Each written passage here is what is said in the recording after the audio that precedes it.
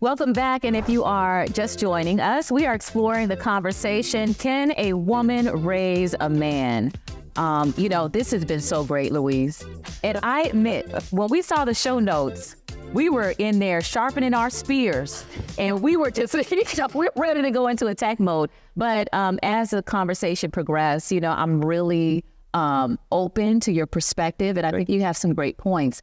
My question to you is, and I think a lot of times with women, especially Black mothers, we want to feel like we can do it all. We don't need help. But there's also a balance of knowing the importance of having a male role model in our child's life. And so what would you say would be a good way to maintain that balance of independence and the power to do things on our own, but also leaning in on the support of a man? Well, one of the things I first learned when I started dating Adrian was she always speaks to a Black woman softening. Mm-hmm. That other races have been able to soften to get what they need, or even look vulnerable to say, I need help. And through our experiences of working together, I've been able to learn through her vulnerability and her softness and getting in touch with her heart with that. And that has allowed me to step up, number one, as a man, as a father, and to have that allowed. It's not a matter of her just submitting, but just softening in a point that she's able to just be a woman to allow that and let me be the leader. She feels safe.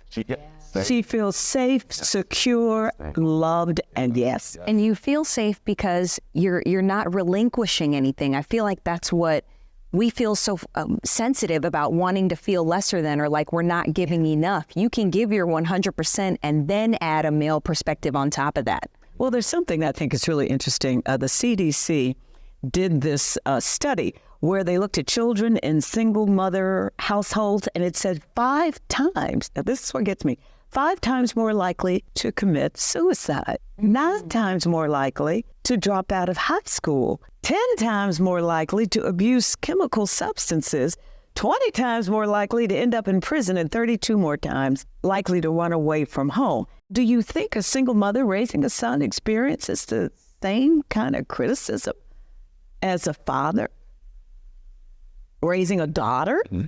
I don't think it's the same. I think it's very different. But when you're raising boys, especially boys of color in this society, there's so much pressure on a young boy. And as a single mom, I think when there's a stereotype that is with it, I think there was a bullet point you had about boys in the hood. So when you know, and I think John Singleton, God bless his soul, for exposing, that back in the 90s. But there's a stereotype that is associated with a single Black woman raising a child.